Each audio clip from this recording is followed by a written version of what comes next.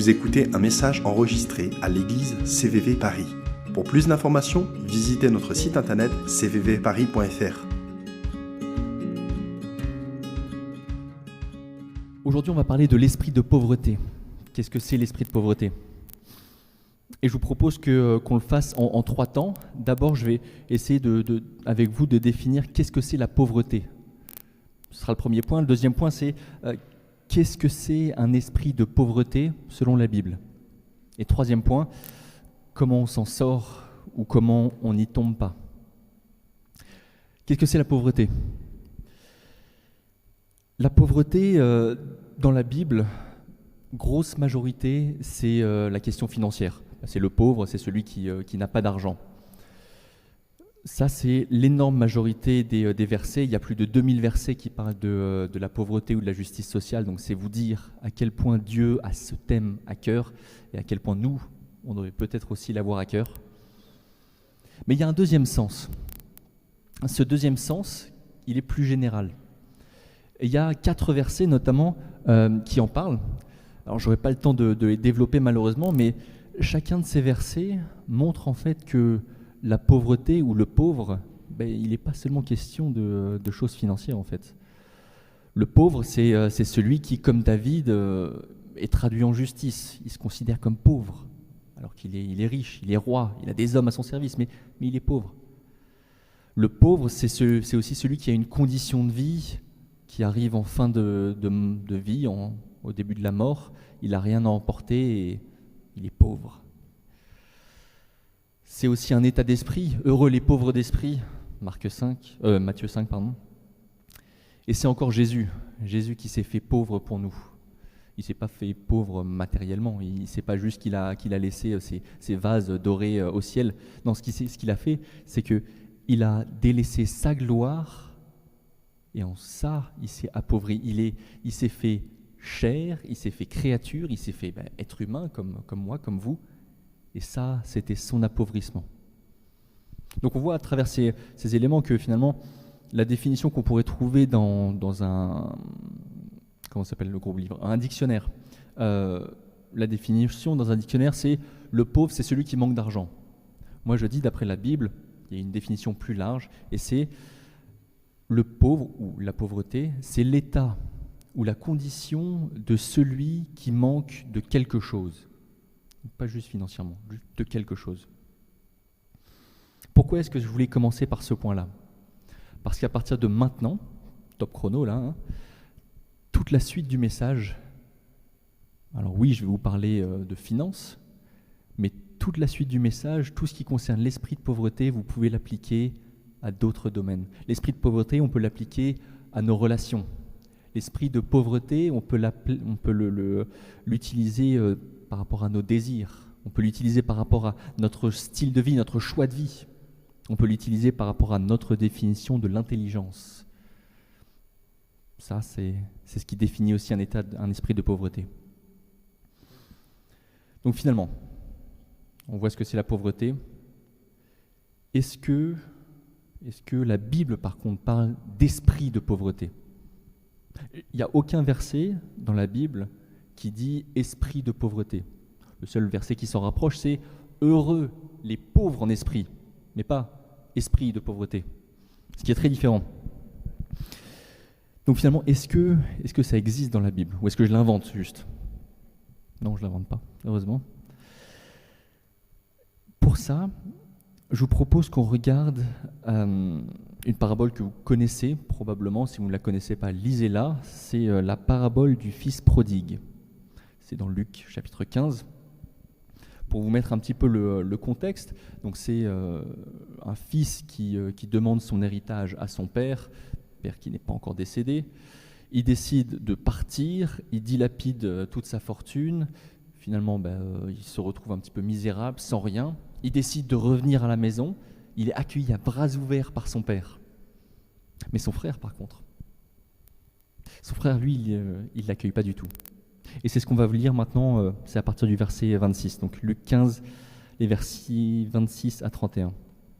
Il, donc le frère qui n'accueille pas celui qui revient, il appela un des serviteurs et lui demanda ce qui se passait.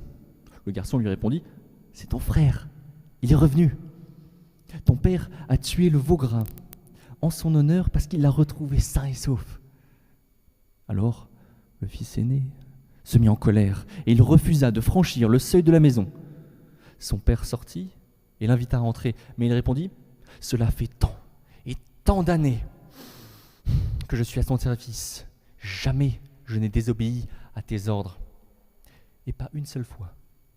Tu ne m'as donné un chevreau pour festoyer avec mes amis, et quand celui-là revient, ton fils, qui a mangé ta fortune avec des prostituées, pour lui, tu tues le veau gras. Mon enfant, lui dit son père, tu es constamment avec moi, et tous mes biens sont à toi. Alors, première chose à dire, esprit de pauvreté. Il peut y avoir un aspect de possession là-dedans, ce sera l'exception. Majoritairement, si une personne est confrontée à un esprit de pauvreté, c'est un état d'esprit, c'est une question identitaire en fait, l'esprit de pauvreté. Et on va essayer, à partir de ce texte, donc de Luc 15, de trouver des caractéristiques de ce qu'est un esprit de pauvreté. Première caractéristique, le riche qui était pauvre. Il faut préciser qu'un esprit de pauvreté, ça ne veut pas dire qu'on est pauvre financièrement. D'où est-ce que je sers ça ? Le verset 13 nous le montre. Le verset 13 nous dit qu'il y a deux frères, chacun d'eux reçoit sa part de l'héritage, et le frère qui dilapide tout a une grosse fortune.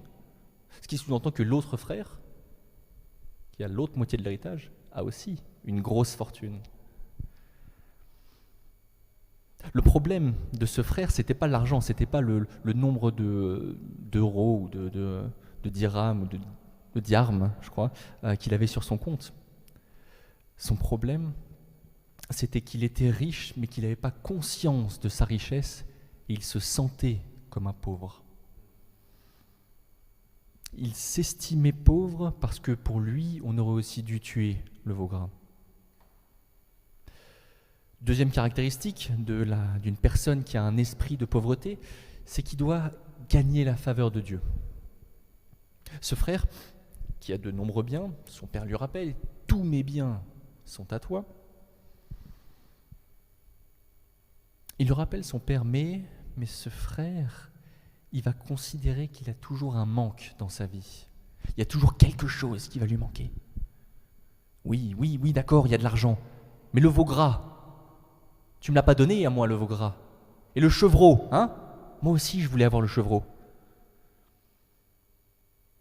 Une des façons que ce frère va utiliser, ou qu'une personne qui est dans cet état d'esprit va faire, c'est il va travailler d'arrache-pied pour gagner la faveur de son père, pour gagner la faveur de Dieu. D'où est-ce que je tire ça ? Le verset 29. « Cela fait tant d'années que je suis à ton service.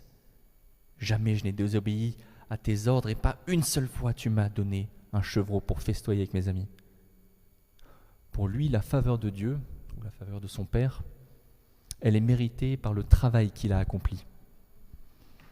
C'est la somme de son travail qui comptabilise la faveur de Dieu. Plus il travaille, plus il a la faveur de Dieu. Troisième caractéristique, il doit prouver sa valeur. Alors, c'est lié au fait de devoir gagner la faveur de Dieu, mais il a aussi besoin de prouver sa valeur. C'est toujours le verset 29 qui nous enseigne ça. La même partie, « Cela fait tant d'années que je suis à ton service, jamais je n'ai désobéi à tes ordres. » La personne qui a un esprit de pauvreté, elle va généralement avoir cet état d'esprit qui va attaquer au plus profond son identité, son être, attaquer sa raison d'être, le but de son existence. Et de base, il va considérer qu'il n'est pas digne de recevoir l'amour de Dieu ou l'amour des hommes. Tout comme le frère dans cette parabole, il a besoin de prouver à son père qu'il est digne de recevoir.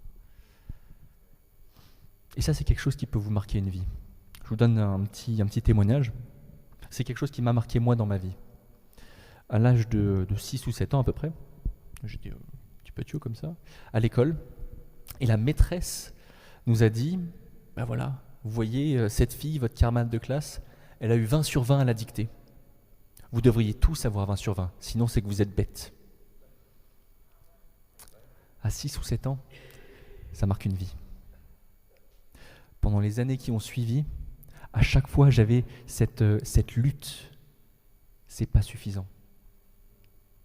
15, c'est pas suffisant. Tu peux mieux faire. Et mes proches me le disaient avec une bonne intention. C'est bien ce que tu as fait. Tu as eu une bonne note. Je suis sûr que tu peux faire mieux. Oui, c'est pas mal intentionné. C'est un petit peu, vas-y, va plus loin. Épanouis-toi encore. Tu peux encore mieux faire. Oui, mais pour moi, ce que j'entendais, c'est pas suffisant ce que tu as fait. Tu aurais dû avoir plus en fait. Tu aurais dû faire mieux. Une personne qui a un esprit de pauvreté, elle aura besoin de prouver par des actes matériels qu'elle est digne de recevoir un chevreau, qu'elle est digne de recevoir de l'argent, qu'elle est digne d'être aimée. Tout ça, il va devoir le prouver. Ou au contraire, il va considérer qu'il ne sera jamais assez bien, il ne sera jamais digne d'être aimé. Et finalement, qu'importe ses efforts, la barre est trop haute. Dieu est tellement inatteignable que jamais je pourrai faire plaisir à Dieu. C'est faux. C'est faux. C'est le plus grand mensonge que vous pouvez entendre. Dieu prend plaisir en vous. Quatrième caractéristique, il va rappeler la faute des autres.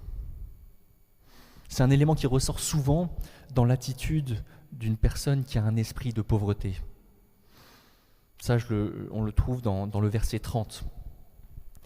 Mais quand celui-là revient, ton fils, qui a mangé ta fortune avec des prostituées, pour lui, tu tues le veau gras. L'esprit de pauvreté, il va chercher pour se rassurer, pour se comparer.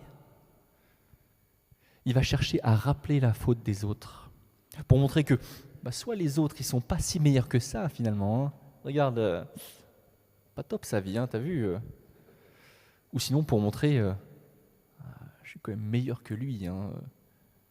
Moi, j'ai pas dilapidé ma fortune avec des prostituées, papa. Ça, c'est un esprit de pauvreté. Il va chercher à emprisonner l'autre dans ses fautes, dans sa faiblesse, dans son passé.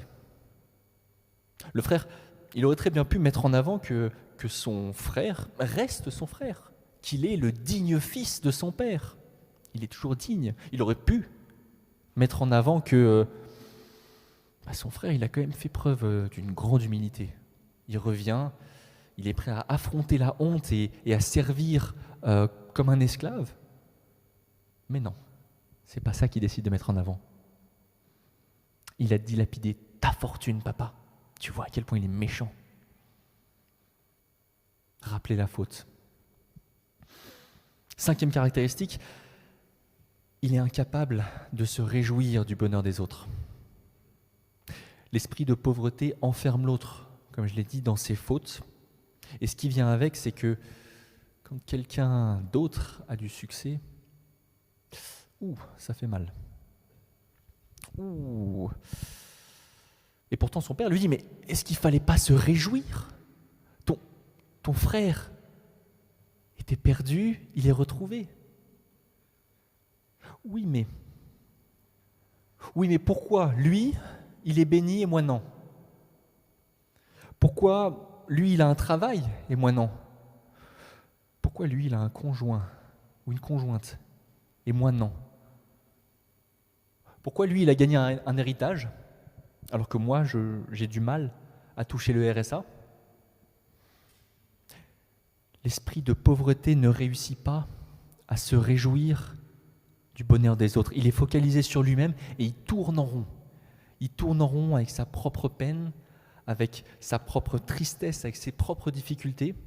Et du coup, il répercute sa prison sur l'autre. Il emprisonne l'autre pour que l'autre ne puisse pas être heureux. Si moi je suis malheureux, mon prochain, l'autre, celui qui est en face de moi, toi là, hein, tu n'as pas le droit d'être heureux. Si moi je ne suis pas heureux, toi tu ne peux pas l'être. Tant que la personne qui a un esprit de pauvreté va continuer à croire que l'amour de Dieu a une limite pour lui, il continuera d'être jaloux parce qu'il va considérer que les autres personnes sont plus bénies que lui, sont plus aimées de Dieu que lui. Si l'autre a un travail, c'est parce que Dieu l'aime plus que moi, parce que moi je suis au chômage. 6e caractéristique. La pauvreté ou le pauvre, c'est une question d'identité. Cette pauvreté financière ou autre, lorsqu'on lui donne trop de place, alors elle devient notre esclavage. Notre attitude vis-à-vis de la pauvreté, on l'a choisie. La pauvreté, quelle qu'elle soit, elle est là, c'est vrai. Peut-être que c'est difficile à la fin du mois. Peut-être que relationnellement, c'est difficile. Mais je peux décider de la place que je vais lui donner. Je peux décider de laisser ces circonstances définir qui je suis, leur donner le droit de définir mon identité. Le manque de quelque chose n'est pas un problème en soi. Il arrive que juste que l'expérience de manquer de cette chose devienne tellement grande, tellement forte, tellement présente, prégnante en nous, qu'alors elle devient notre identité. 7e caractéristique. Impossible de donner. Je suis trop pauvre. Un autre symptôme, on va appeler ça un symptôme de l'esprit de pauvreté, c'est l'absence de générosité pour les autres.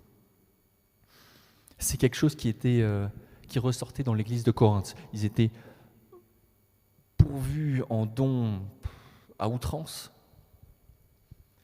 Et pourtant, dans les 2 lettres que Paul leur envoie, à chaque fois, il soulève un problème économique. Dans la première lettre, c'est les inégalités sociales qu'il y avait lors de la scène. Les riches qui mangent grassement et les pauvres qui n'ont rien à manger et ça dérangeait personne dans l'église. La 2e lettre, il les appelle à la générosité et ils ont du mal à sortir l'argent. Et il leur dit, vous êtes riches dans tous les domaines, qu'il s'agisse de la foi, de la parole ou de la connaissance, du zèle en toute chose ou de l'amour qui, de notre cœur, a gagné le vôtre. Cherchez donc aussi à exceller dans cette œuvre de générosité. Mais les Corinthiens avaient du mal. Ils avaient du mal parce qu'ils voulaient conserver leur richesse. Et ça, c'est une des caractéristiques d'un esprit de pauvreté. L'esprit de pauvreté nous coupe des actes de générosité. Dernière caractéristique, mentir sur ses besoins. La 8e caractéristique. C'est ce que Ananias et Saphira ont fait. Pour remettre dans le contexte, c'est Actes chapitre 5.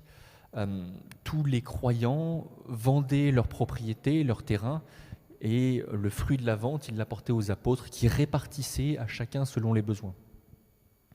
Mais Ananias et Saphira, un couple, ont décidé de faire autrement.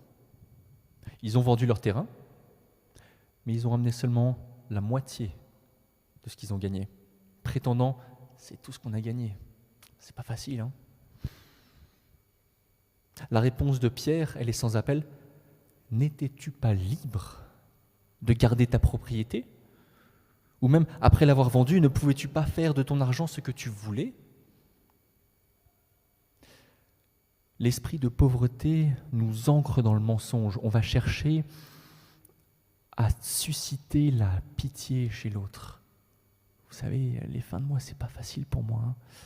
Alors, je travaille beaucoup, et à la fin, c'est vrai que j'ai pas un salaire énorme. Pourquoi dire ça ? J'ai un travail. J'ai un salaire à la fin du mois, c'est des bénédictions. Pourquoi essayer de chercher à émouvoir l'autre? Ça nous ancre dans le mensonge qu'on n'a pas assez.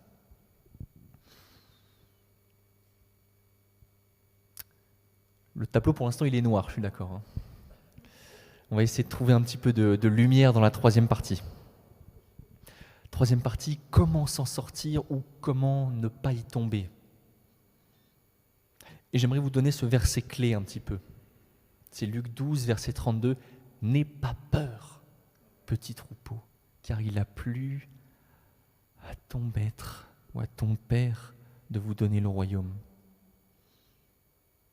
Les étapes pour ça, et la première étape, ça va être de trouver notre nouvelle identité. J'ai dit juste avant qu'un esprit de pauvreté, c'est quelque chose qu'on choisit. C'est une identité qu'on prend, qu'on se plaque à nous-mêmes.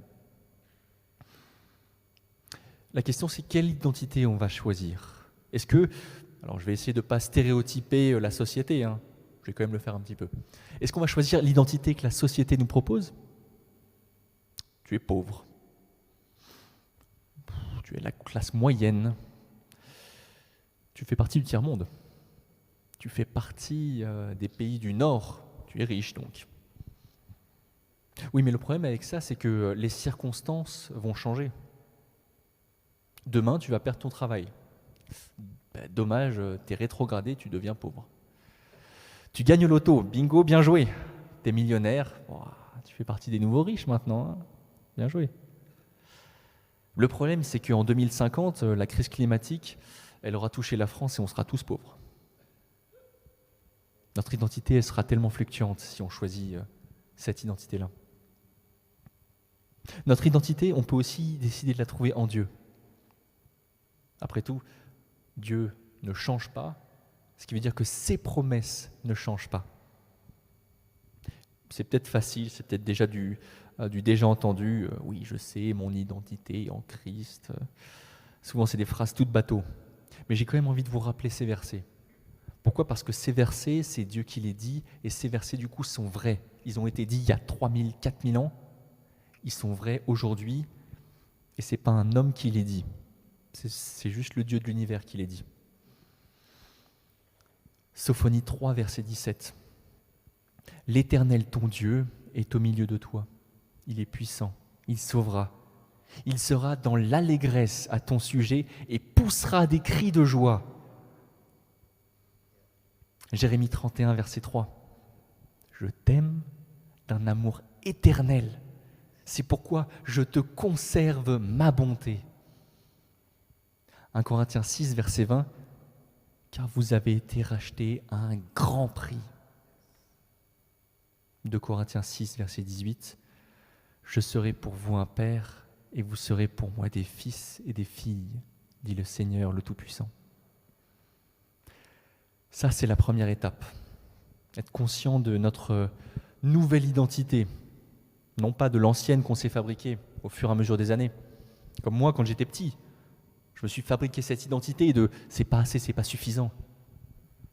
Combien de personnes vont faire comme Jacob? Relisez le livre de la Genèse et regardez comment Jacob a vécu sa vie. La bénédiction, il a essayé de l'acheter avec un plat de lentilles. Il a dû s'enfuir de sa famille, de devant son frère, par peur d'être tué. Il a dû s'enfuir de chez son oncle. Il a appris que son frère n'était pas loin, il tremblait en y allant. Il a dû lutter avec Dieu pour être béni.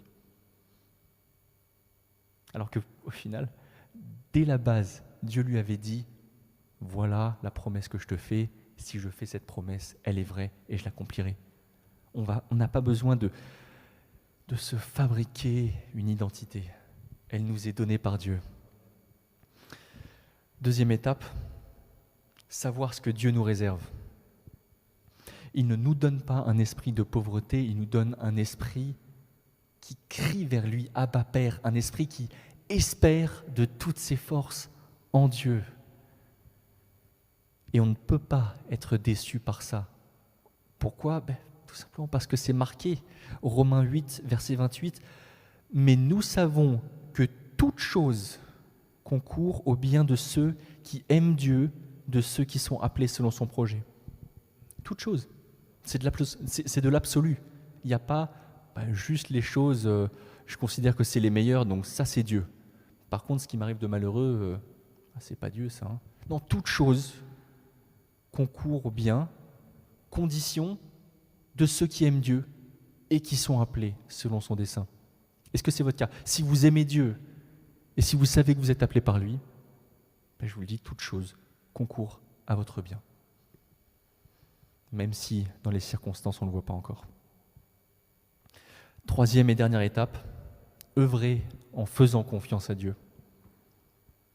2 Corinthiens 9, verset 8, Dieu a le pouvoir de vous combler de toutes sortes de grâces, afin que, disposant toujours, à tous égards, de tout le nécessaire, vous ayez encore en abondance pour toute œuvre bonne. À tous égards, de tout le nécessaire, vous aurez encore en abondance. Et dans ce contexte, Paul parle clairement d'une question financière. Là où l'esprit de pauvreté nous dit t'as pas de valeur, t'as pas assez d'argent, méfie-toi, l'avenir est sombre. L'esprit de Dieu, lui, nous dit Dieu est bon en toutes choses. Dieu va pourvoir à toutes choses et toutes choses vont concourir à ton bien. Et tu pourras encore faire plein d'œuvres bonnes. Je vous relis ce verset. N'ayez pas peur, petit troupeau, car il a plu à votre Père de vous donner le royaume. C'est une réalité.